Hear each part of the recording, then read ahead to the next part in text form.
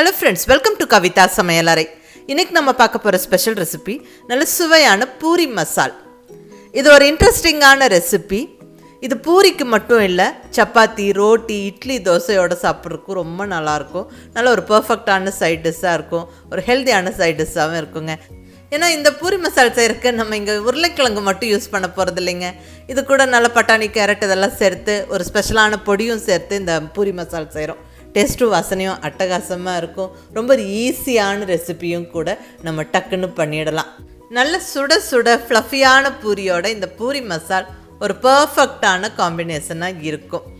நல்ல ஒரு ஃப்ளஃபி சாஃப்டான பூரி செய்யறதுக்கு டிப்ஸுகளை ஏற்கனவே நான் அப்லோட் பண்ணிட்டேங்க. அதை ஃபாலோ பண்ணி நிறைய பேர் செஞ்சு பார்த்துட்டு ரொம்ப நல்லா இருக்கிறதா ஃபீட்பேக் கொடுத்துருக்குறீங்க. ரொம்ப நன்றி. பார்க்காதவங்களுக்கு கீழே டிஸ்கிரிப்ஷனில் லிங்க் இருக்குது, வேணுங்கிறவங்க பார்த்துக்கங்க. இப்போ அருமையான இந்த பூரி மசால் எப்படி பண்ணுறதுன்னு பார்க்கலாம் வாங்க.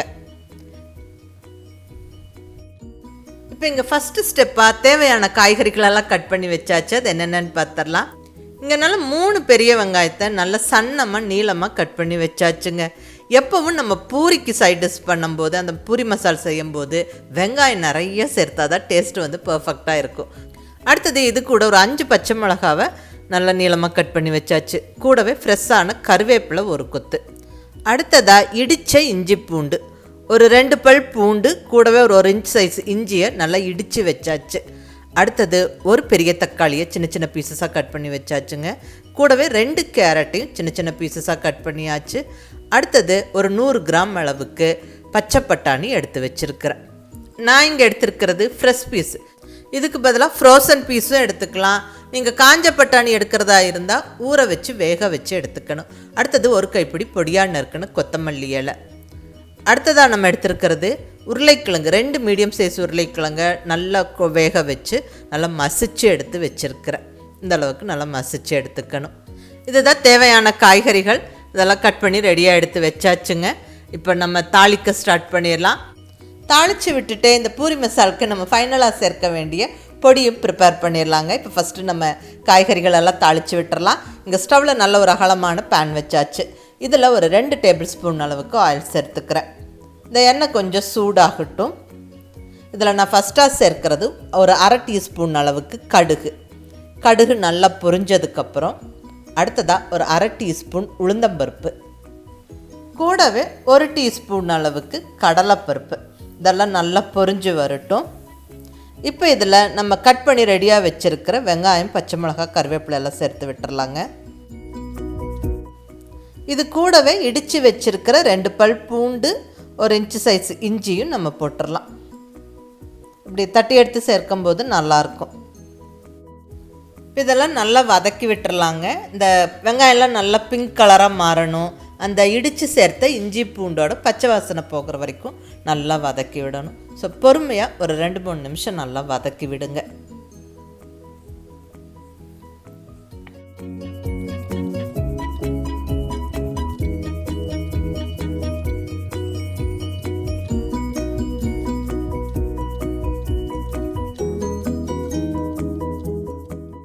பாருங்கள், வெங்காயம்லாம் நல்லா வதங்கிருச்சு. இப்போ இந்த ஸ்டேஜில் நம்ம கட் பண்ணி ரெடியாக வச்சுருக்கிற தக்காளியை சேர்த்துடலாம்.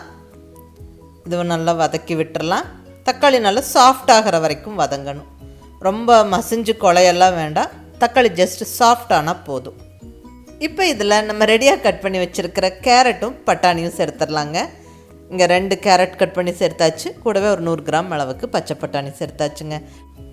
நல்லா ஒரு ஃபியூ செகண்ட்ஸ் வதக்கி விட்டுருவோம். இப்போ இதில் ஒரு 1/4 டீஸ்பூன் அளவுக்கு மஞ்சள் பொடி சேர்த்துருவோம்.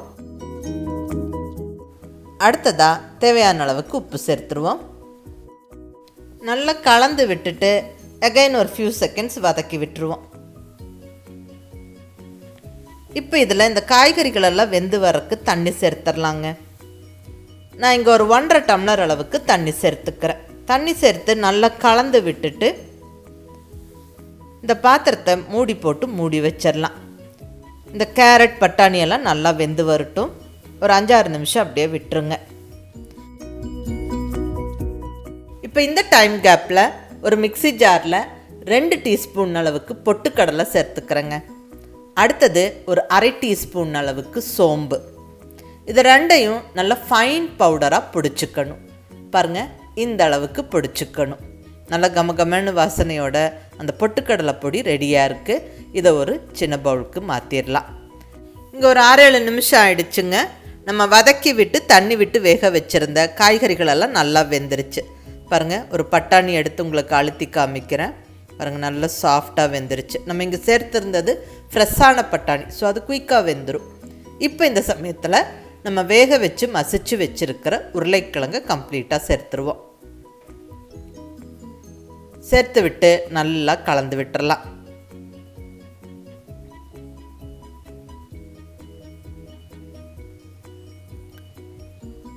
ஒரு ஃபியூ செகண்ட்ஸ் கொதிச்சு வரட்டும்.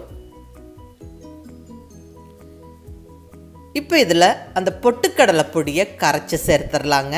பொட்டுக்கடலையும் சோம்பும் நம்ம பொடிச்சு வச்சுருந்தோம். அதில் இப்போ நல்லா தண்ணி விட்டுக்கிறேன். கொஞ்சம் நிறையாவே தண்ணி விட்டுக்கோங்க. ஏன்னா நம்ம குருமாவில் சேர்த்த உடனே குருமா வந்து கெட்டிப்படும்.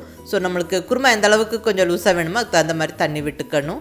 நான் இங்கே ஒரு டம்ளருக்கு மேலேயே தண்ணி விட்டுருக்கிறேன். இதை நல்லா கட்டியில்லாமல் கலந்துட்டு கொதிச்சிட்ருக்கிற அந்த குருமாவில் சேர்த்துடலாம். பூரி மசாலுக்கு இப்படி ஃபைனலாக பொட்டுக்கடலையும் சோம்பையும் பொடிச்சு கரைச்சி சேர்த்தா டேஸ்ட் ரொம்ப ரொம்ப நல்லாயிருக்குங்க. அது நீங்கள் மிஸ் பண்ணாமல் ட்ரை பண்ணி பாருங்கள். இப்போ கரைச்ச பொட்டுக்கடலை மாவை சேர்த்தாச்சு. இது நல்ல ஒரு நிமிஷம் கொதிக்க விடுவோம். குருமா கொஞ்சம் கெட்டிப்படும். இப்போ உப்பெல்லாம் செக் பண்ணிவிட்டு தேவையான அளவு உப்பு போட்டுக்கோங்க. நான் காய்கறி வதக்கும் போதே கொஞ்சம் உப்பு சேர்த்துருந்தேன். அது கொஞ்சம் பத்தில் நான் இப்போ அகைன் உப்பு சேர்த்தாச்சு. நல்லா கலந்து விட்டுட்டு கொதிக்க விடுவோம். பாருங்கள், நல்லா இப்படி கொதித்து வந்ததுக்கப்புறம் குருமா இன்னும் கொஞ்சம் கெட்டியாயிடுச்சு. அது நம்மளுக்கு பார்த்தாவே தெரியுது. இப்போ இந்த ஸ்டேஜில் நல்ல பொடியாக நறுக்குன்னு கொத்தமல்லி இலையை போட்டு விட்டுறலாங்க. நல்ல வாசனையாக இருக்கும். நல்லா கலந்து விட்டுருவோம். அவ்வளோதாங்க, சுவையான அருமையான பூரி மசால் ஜம்முன்னு ரெடி ஆயிடுச்சு. இது ஒரு இன்ட்ரெஸ்டிங்கான ரெசிபி. ரொம்ப ரொம்ப டேஸ்ட்டாக இருக்கும். நீங்கள் மிஸ் பண்ணாமல் ட்ரை பண்ணுங்கள். இது பூரிக்கு மட்டும் இல்லை, சப்பாத்தி, இட்லி, தோசையோடு சாப்பிட்றதுக்கும் ரொம்ப நல்லாயிருக்கும்.